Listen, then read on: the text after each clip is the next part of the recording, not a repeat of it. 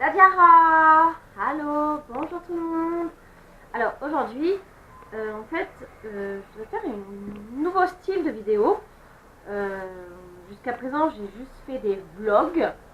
Et aujourd'hui, je voudrais essayer de vous parler un petit peu des différences ou de ce qui pourrait nous choquer en tant que Français à Taïwan.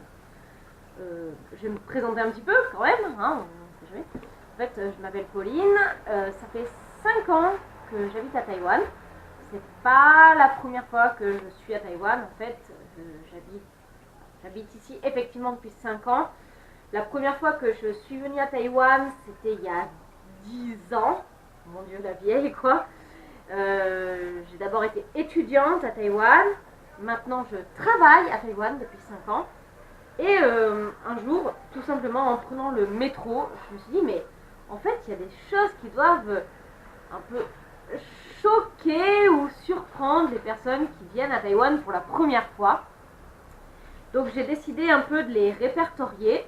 Bon, j'ai fait une liste hein, ici pour voir un petit peu. Et en fait, j'ai décidé de classer les choses un peu étranges à Taïwan. Alors si ça bouge, c'est mon chat qui monte sur la table. Hein. En 3 catégories. Ce qui est bien, en fait, ce qui est super bien à Taïwan, ce qui est super chelou à Taïwan, et ce qui est culturel, parce qu'il y a des choses très différentes au niveau culture. Et enfin, mon gros coup de cœur à Taïwan, ce que j'ai adoré en fait ici. Bon, on va d'abord commencer par ce qui est pour moi le plus super en fait ici. Le premier, la première catégorie, ce que j'ai mis, c'est le métro. Le métro à Taipei, parce que j'habite à Taipei.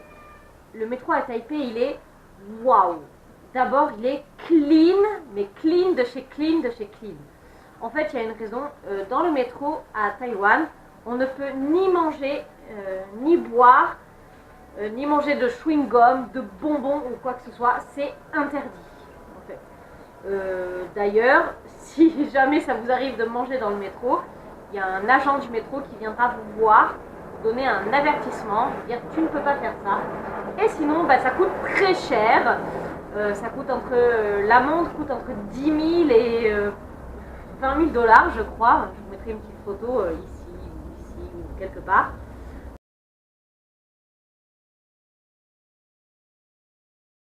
Pour vous montrer, en fait, c'est cher.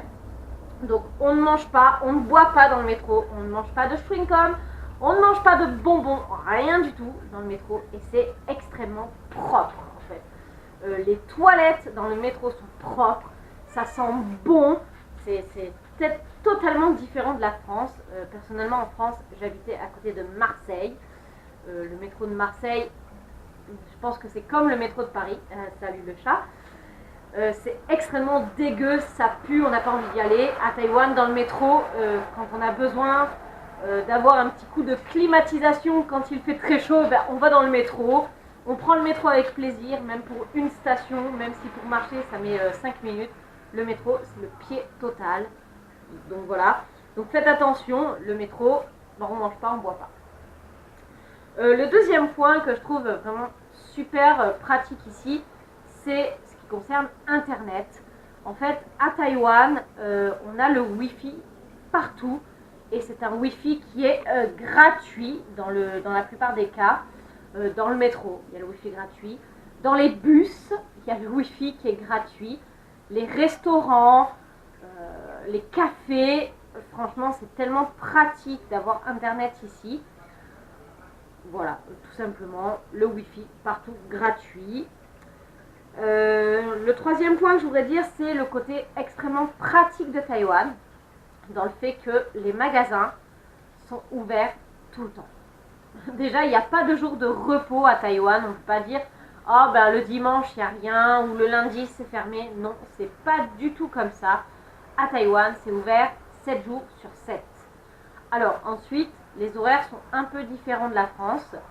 Il y a beaucoup de magasins à Taïwan qui ouvrent par exemple le matin vers 10h30, 11h, mais le soir ils sont ouverts justement vers 23h, 22h30, 23h. Voilà. Et il y a bien sûr, oups, je suis désolée, le chat qui bouge. Il y a tout ce qui est les supérettes, genre 7-Eleven, pour certains qui connaissent. Hein, c'est des petites supérettes où on peut acheter à boire, à manger, etc.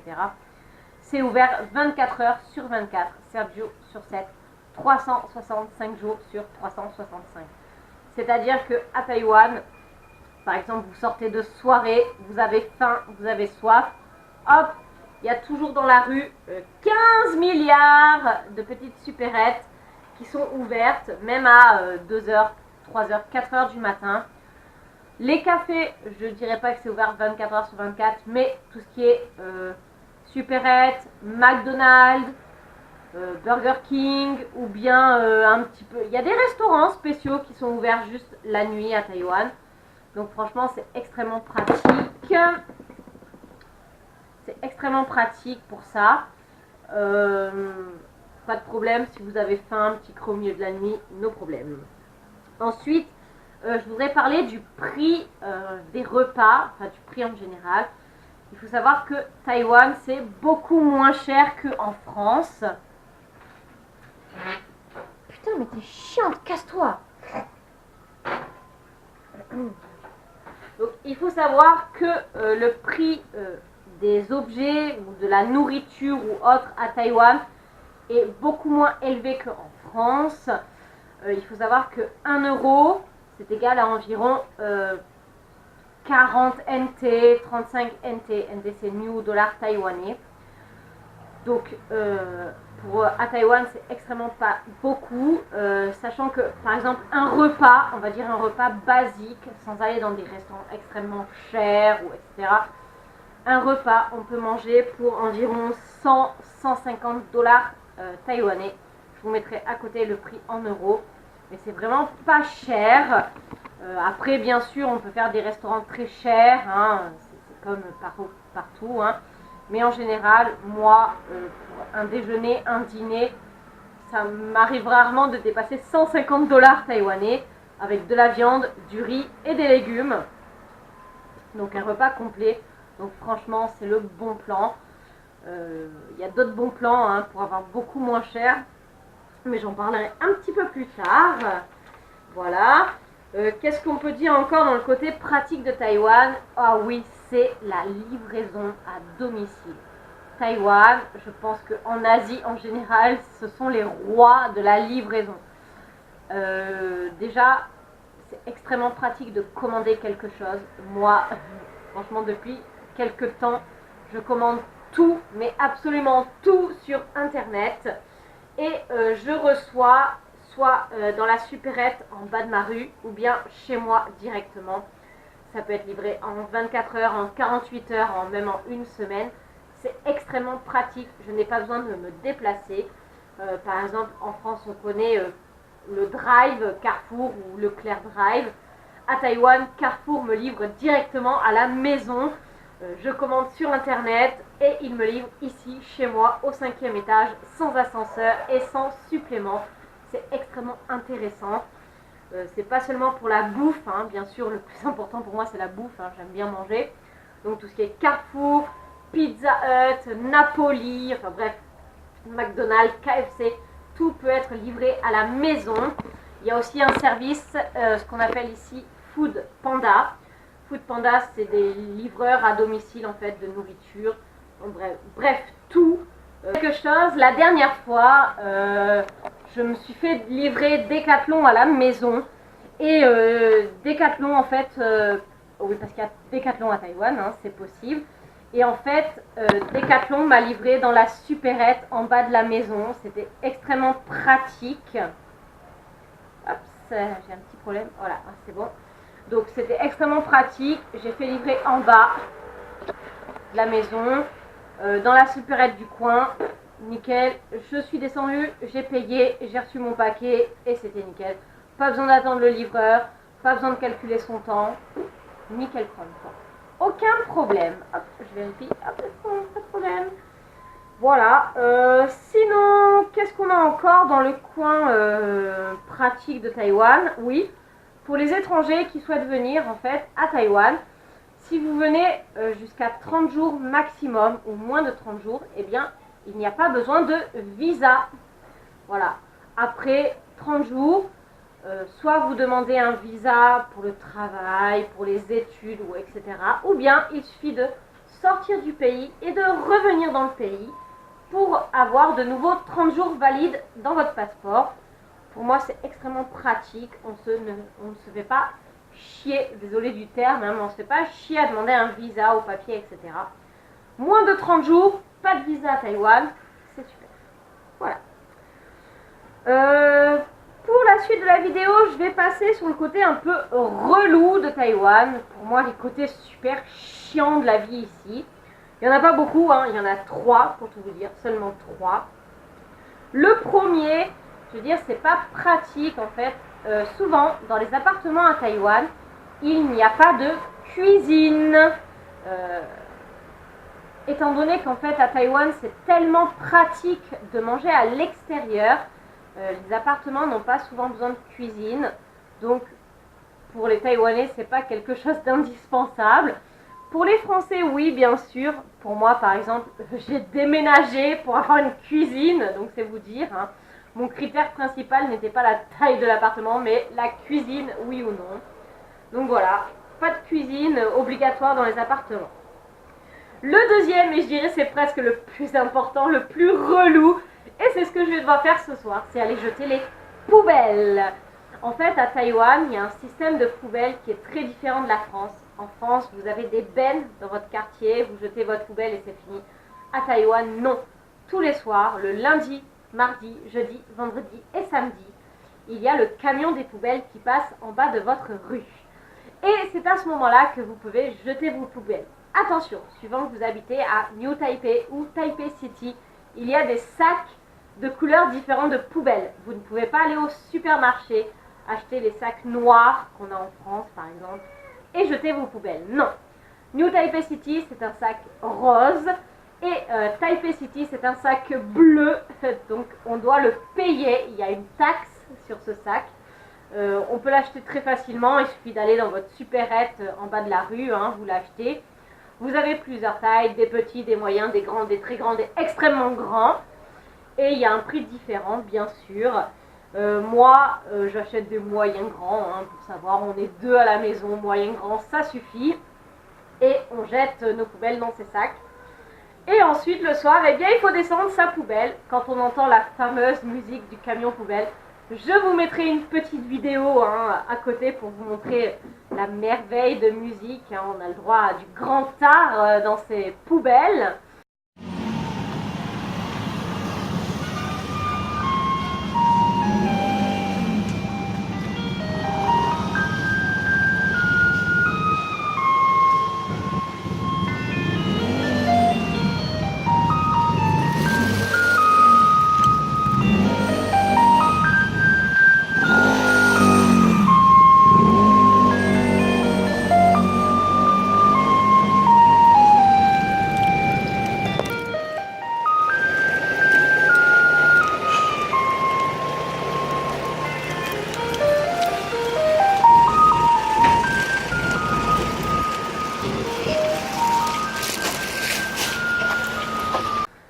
Donc on attend le camion poubelle et en plus le truc extrêmement chiant c'est qu'il faut trier ces poubelles.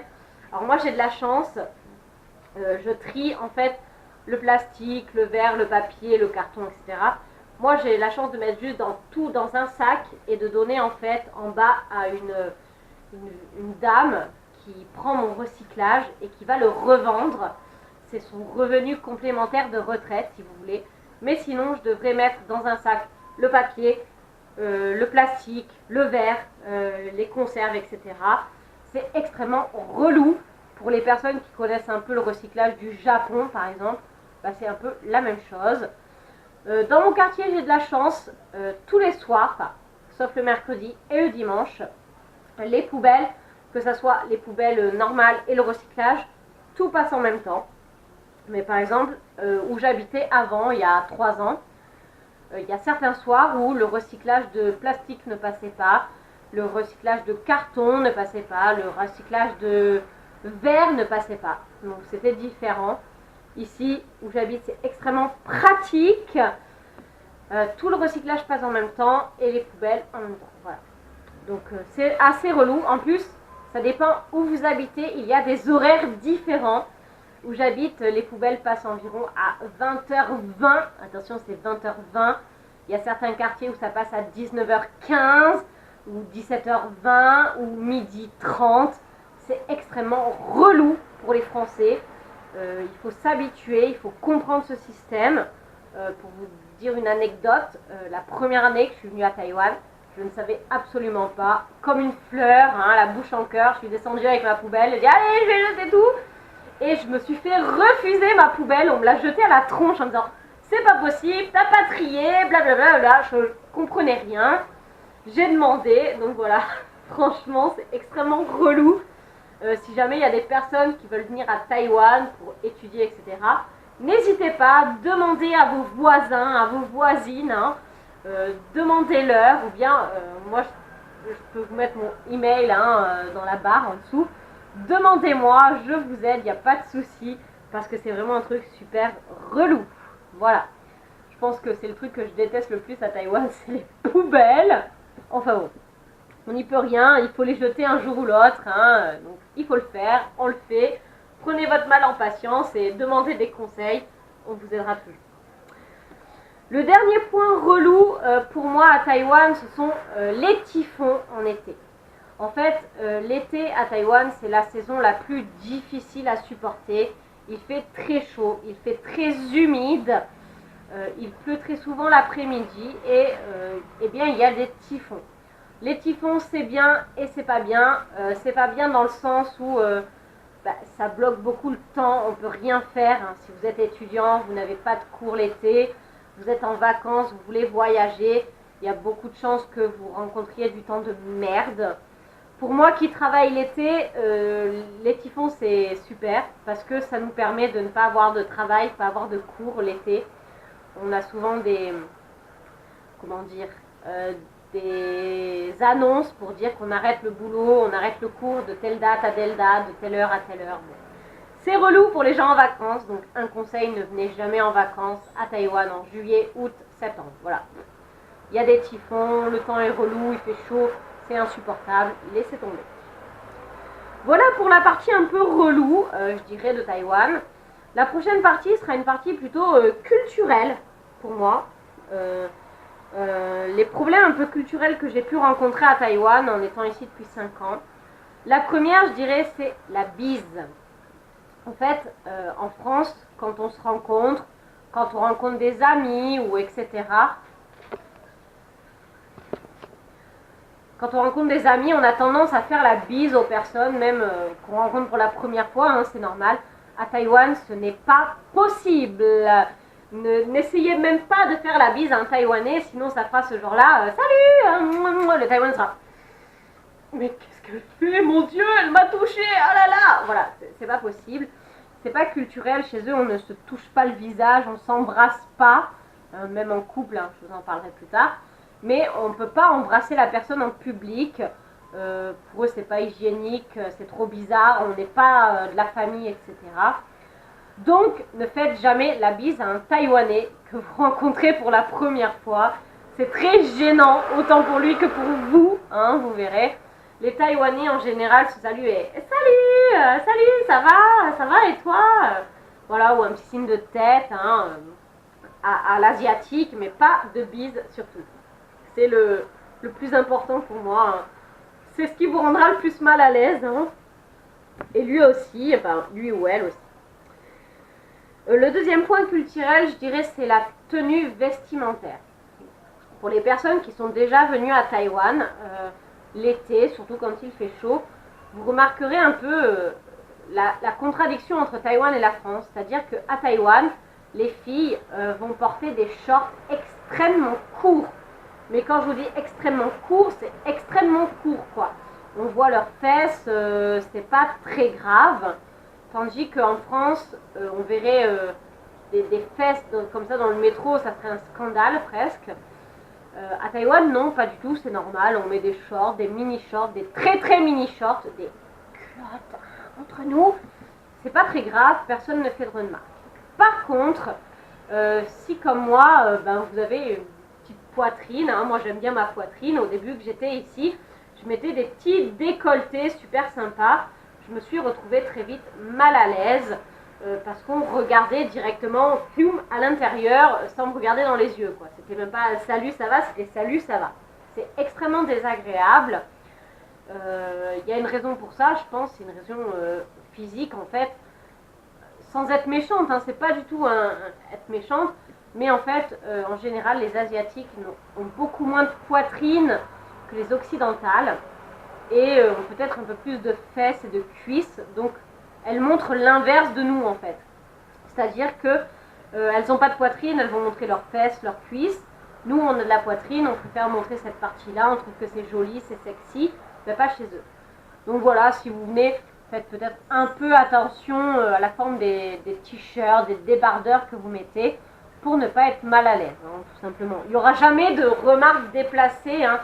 Personne ne m'a sifflé dans la rue parce que je mettais un décolleté, ça c'est clair et net, c'est un point positif à Taïwan.